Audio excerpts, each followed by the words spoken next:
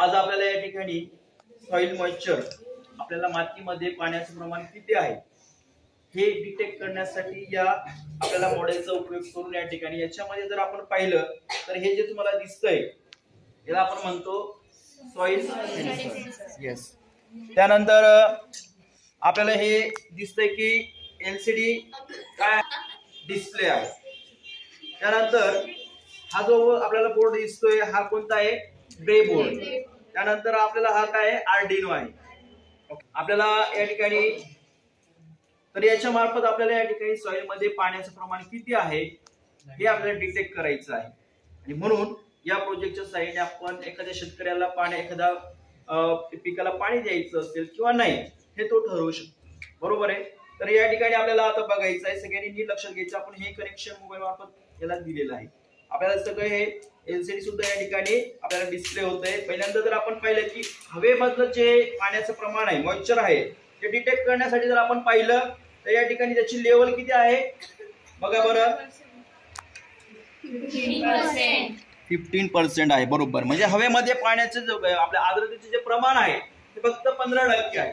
पण आता या आपण सॉइल सेन्सरला या ठिकाणी जर आपण या मातीमध्ये काय केलं, असं डीप केलं तर त्या ठिकाणी आपल्याला पाण्याची लेवल आपल्याला ज्या सेन्सर मार्फत बघा बरं किती आहे, 50%.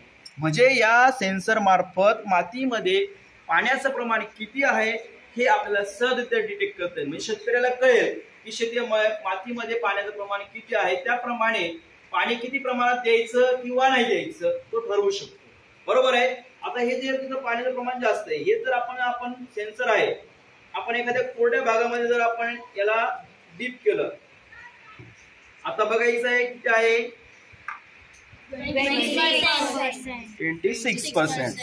म्हणजे तो या ठिकाणी आपण इझिली काय करू शकतो की आपल्याला शेतजमिनीमधल्या कोणत्या भागात पाण्याचं प्रमाण कमी आहे, कोणत्या भागात जास्त आहे, किंवा कोणत्या पिकाला पाणी देण्याची गरज आहे किंवा कोणत्या पिकाला पाणी देण्याची गरज नाहीये हे इझिली आपण काय करू शकतो, ठरवू शकतो.